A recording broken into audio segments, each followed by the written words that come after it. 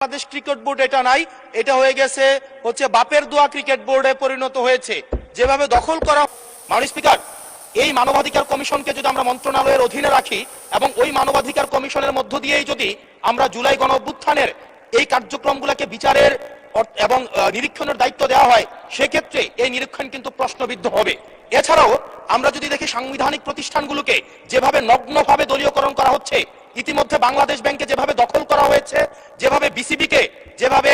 এখন আর Bangladesh cricket board এটা নাই, এটা হয়ে গেছে হচ্ছে বাপের দোয়া ক্রিকেট বোর্ডে পরিণত হয়েছে। যেভাবে দখল করা হয়েছে বাপের দোয়া ক্রিকেট বোর্ড, এবং আমি যখন এই জায়গায় কথা বলছি ঠিক এই মুহূর্তে 28 জন বিচারককে মাননীয় স্পিকার তাদেরকে শোকজ দেওয়া হয়েছে তাদের ব্যক্তিগত তাদের চ্যাট গ্রুপে, তারা হচ্ছে তাদের মতামত প্রকাশ করার কারণে বিচারকদের হচ্ছে মাননীয় স্পিকার শোকজ দেওয়া হয়েছে।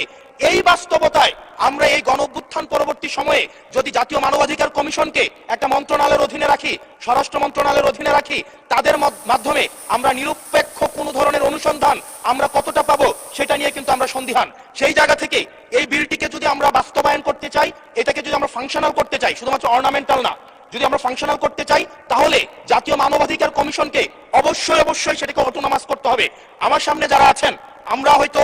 আমাদের থেকে এখানে প্রত্যেকটা সদস্য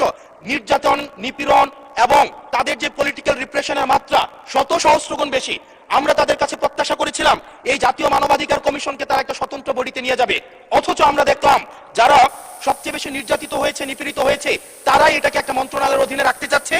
এই অজুহাতে যে জাতীয় মানবাধিকার কমিশন যদি অটোনমাস হয়ে যায়, তাহলে সেটাকে হচ্ছে এটার জবাবদিহিতা কিভাবে নিশ্চিত হবে? মাননীয় স্পিকার, আমাদের ইলেকশন কমিশন, আমাদের হচ্ছে পিএসসি, আমাদের হচ্ছে দুর্নীতি দমন কমিশন, যদিও এটা কাজের কেতাবে আছে, গোয়ালে নাই, কিন্তু এটা কিন্তু একাডেমিক ভাবে এটাকে